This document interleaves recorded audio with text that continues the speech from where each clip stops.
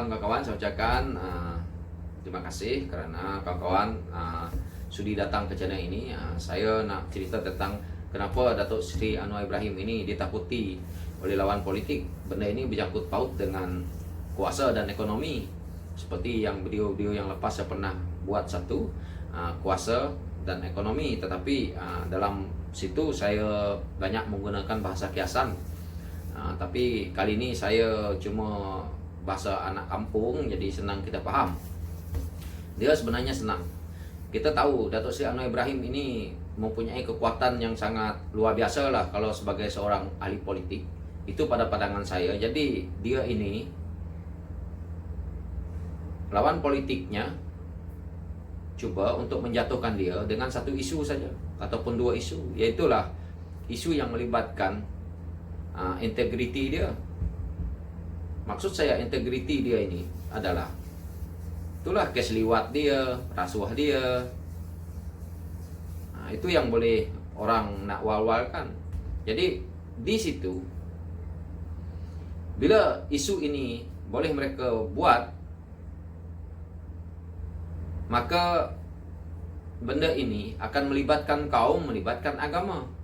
Jadi pandangan daripada sisi agama dia akan salah kalau kita tidak mengkaji di situ. Jadi orang kita ini juga sudah mereka tahu memang suka buka mulut, kepo.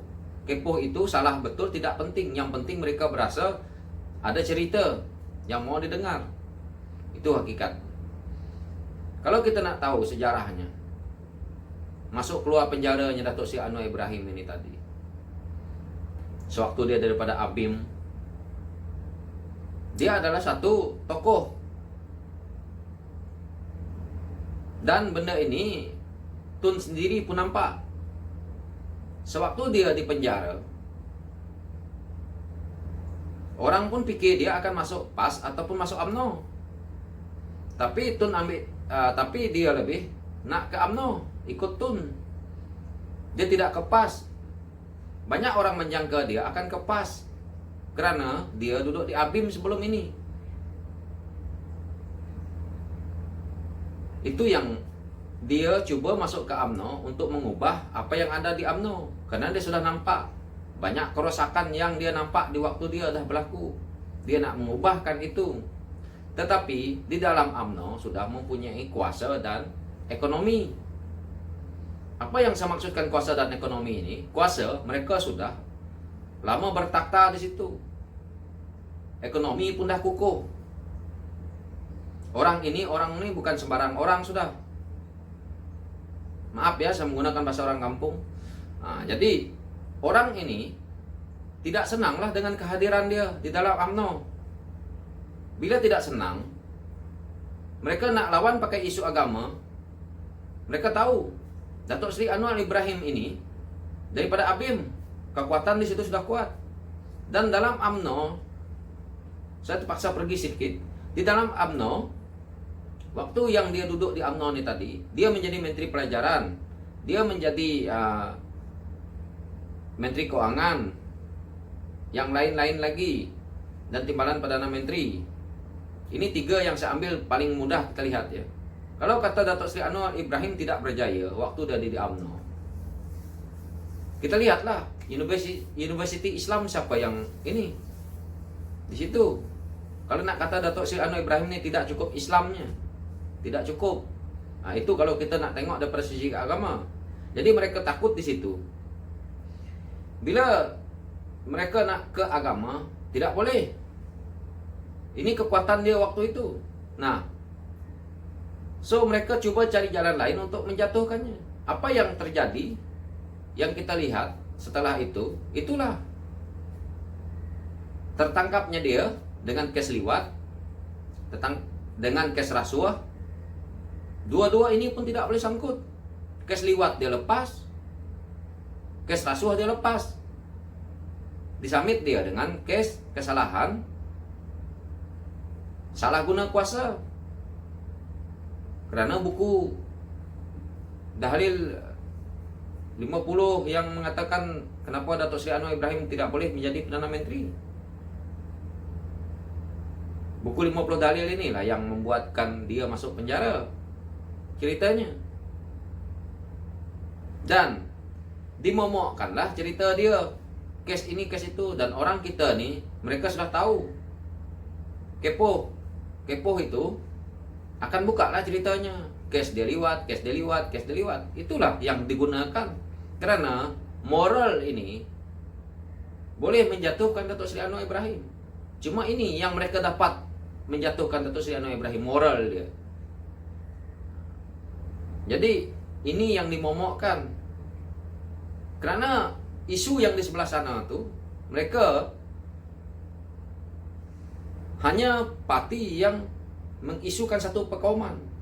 Tujuannya adalah untuk menaikkan semangat orang Melayu, supaya sokong ke mereka sahaja. Apa yang kita lihat berlakunya hari ini, ini hakikat yang perlu kita terima. Tetapi kalau Datuk Seri Anwar Ibrahim yang mereka takutkan ini, karena daripada dulu, walaupun dia masih di dalam UMNO, karena UMNO ini dulu parti komponennya adalah Barisan Nasional. Jadi Datuk Seri Anwar Ibrahim ini juga mesra rakyat. Mesra rakyat dia dengan kaum lain pun dia bagus. Ini isu yang paling dalam mereka takuti. Termasuklah PAS. Ini hakikat. Jadi Datuk Seri Anwar Ibrahim ini pernah duduk di sana pula, menyandanglah jawatan yang tinggi-tinggi waktu dia duduk di UMNO. Dengki ini pun ada. Kenapa orang dengki dia juga? Karena dia boleh duduk di atas mereka, padahal dia waktu itu masih muda. Banyak lagi siniar-siniar dia. Benda inilah yang membuatkan benda ini semakin parah, semakin parah. Dan hari ini kalau kita nak lihat, kenapa dia nak menjatuhkan Datuk Seri Anwar Ibrahim, dan parti PKA ini nomor 2 yang nak dijatuhkan ini Datuk Seri Anwar Ibrahim dulu. Karena kalau Datuk Seri Anwar Ibrahim sudah tidak ada, jadi PKA ini senang aja nak makan. Parti-parti lain tuh udah tolak tepi. Jadi pemikiran Datuk Seri Anwar Ibrahim inilah yang mereka takutkan. Karena kalau Datuk Seri Anwar Ibrahim boleh jadi Perdana Menteri, mereka akan tahu parti mereka boleh berkubur selamanya. Ini yang hakikat yang perlu mereka terima. Kenapa saya kata parti mereka boleh berkubur? Karena mereka akan, yang kita lihat hari ini pun, mainkan isu perkauman, mainkan isu satu bangsa saja.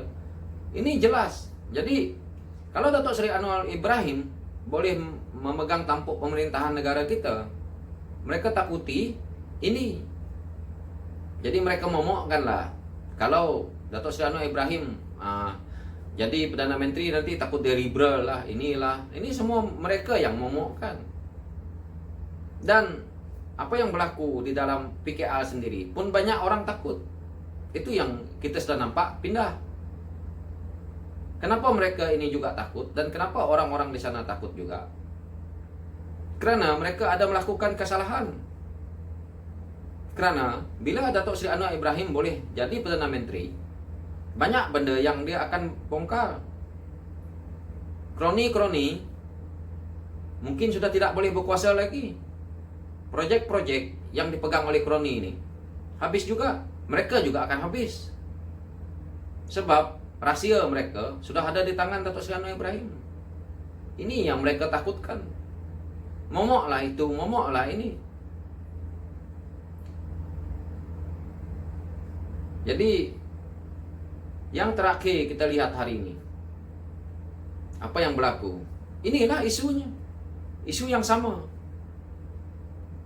Dan orang yang keluar daripada PKA ini pun, kalau kita nak lihat, yang pergi ke Pakatan Nasional hari ini, sebenarnya mereka masuk ke PKA ini tujuannya semua satu. Mereka gila akan kuasa.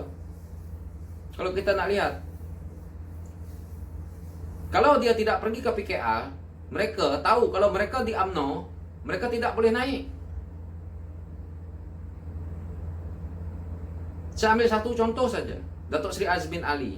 Kalau dia tidak duduk di PKA, orang tidak kenal dia. Karena dia duduk di PKA, Dato' Sri Anwar Ibrahim lah yang naikkan dia. Sampai jadi menteri besar, masuk ke kabinet. Nah, yang terakhir kita lihatlah masuk pintu belakang, keluar pintu belakang. Kalau dia tidak masuk dalam PKL, orang-orang ini, dia dah tak ada jalan di parti sebelah sana. Karena parti di sebelah sana, orang-orang lama tidak mau lepaskan diri. Kalau mereka lepaskan diri, mereka akan terjerat. Harus mereka duduk di politik ini sampai mati.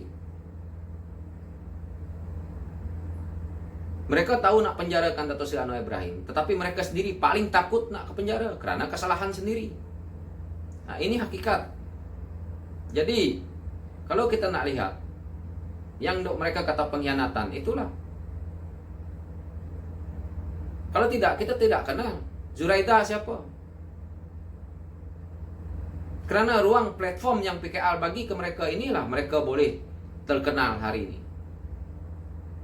Tetapi apa yang mereka lakukan, itulah. Jadi itulah sebabnya, salah satunya orang takut dengan Dato' Sri Anwar Ibrahim ini. Tapi momokkan benda itu, benda ini. So saya ada lagi benda lain, tapi akan cerita ke lain waktu, karena saya tak nak video ini panjang sangat. So nanti Anda semua pun bosan. So begitulah hakikatnya kenapa mereka ini takut sangat.